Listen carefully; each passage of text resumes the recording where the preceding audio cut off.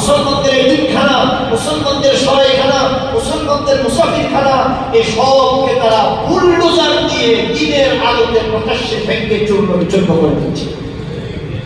আওয়াজ করে বলতে হবে, এটাকে আমি বানিয়ে বললাম নাকি? আজ সারা বিশ্বের মিডিয়া দেখছে এই সংখ্যালঘু মুসলমানরা ভারতের পশ্চিমবঙ্গে আজ তাদের জানমাল চরম নিরাপত্তাহীনতার মধ্যে পড়ে গেছে। শুধু তাই নয়, এই শুভেন্দু নামক গোমূত্র পানকারী লোকটা তার দেশে মুসলমানদের উপরে অত্যাচার চালিয়ে মাঝে মধ্যে বাংলাদেশ নিয়েও দিবাস্বপ্ন প্রকাশ করে, বাংলাদেশ নিয়েও বিভিন্ন আবল তাবল কথাবার্তা বলে, কিন্তু সে জানে না বাংলাদেশের রয়্যাল বেঙ্গল টাইগার আছে। ইমানদাররা আওয়াজ করে বলুন, বাংলাদেশের রয়্যাল বেঙ্গল টাইগার আছে কি নাই? পরে আমরা বলি, ও পুত্রখোর শুভেন্দু, বাংলাদেশ নিয়ে কথা বলতে একটু জিহ্বা সামনে কথা বলিব, বাংলাদেশ নিয়ে কথা বলতে একটু হিতাহিত জ্ঞান নিয়ে কথা বলিব। মেসেজ পরিষ্কার, জুমার জামাত থেকে পরিষ্কার মেসেজ দেই, আমরা দেশীয় কালচার হিসাবে হয়তো এক একজন এক এক দল করতে পারি, এক এক পথে আমরা চলতে পারি, কিন্তু এক নম্বর আমাদের পরিচয় আমরা ইমানদার মুসলমান, দুই নম্বর পরিচয় আমাদের আমরা বাংলাদেশী দেশপ্রেমিক।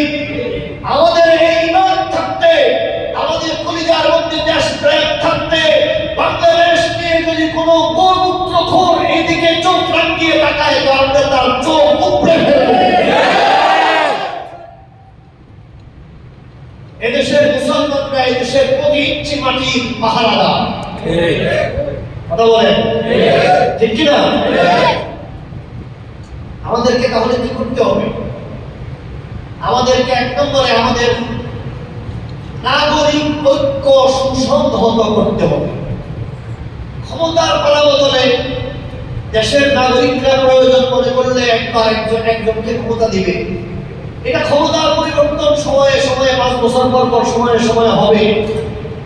মানুষ নাগরিকরা মনে করবে এই লোক বেটা, বাস এর ভোট দিবে, এ ক্ষমতায় আসবে। আবার নাগরিকরা মনে করবে না এই বেটার না, ও বেটা, ওকে ভোট দিবে, ও ক্ষমতায় আসবে। সেই ক্ষমতায় আসুক, ক্ষমতায় কে আসলো আর কে গেল তা নিয়ে আমাদের কোনো মাথা ব্যথা নাই, কিন্তু আমাদের মাথা ব্যথা হচ্ছে দিল্লির দাসত্ব করা চলবে না। সম্মানিত হাজির, এই জন্য যেহেতু আমরা চিন্তিত করে ফেলেছি ভারত আমাদের এক নম্বর শত্রু, অতএব শত্রুর দোরগোড়ায় অবস্থান করে আমরা যদি ঝিমিয়ে ঝিমিয়ে ঘুমাই তাহলে এই শত্রু আমাদের গলা চেপে ধরতে সময় লাগবে না, কিন্তু আমরা যদি সজাগ সচেতন ভাবে পাহারাদারি করি তাহলে শত্রু আমাদের দিকে তার মিসাইল তার তীর ঘুরাইতে শতবার চিন্তা করবে। যেমন দেখেন পাকিস্তান, ঠিক পাশাপাশি ভারতের আরেক বড় প্রতিবেশী তো পাকিস্তান, কিন্তু পাকিস্তানের দিকে ভারত আমাদের মতো এরকম নতজানু নীতির কথা বলতে সাহস পায়।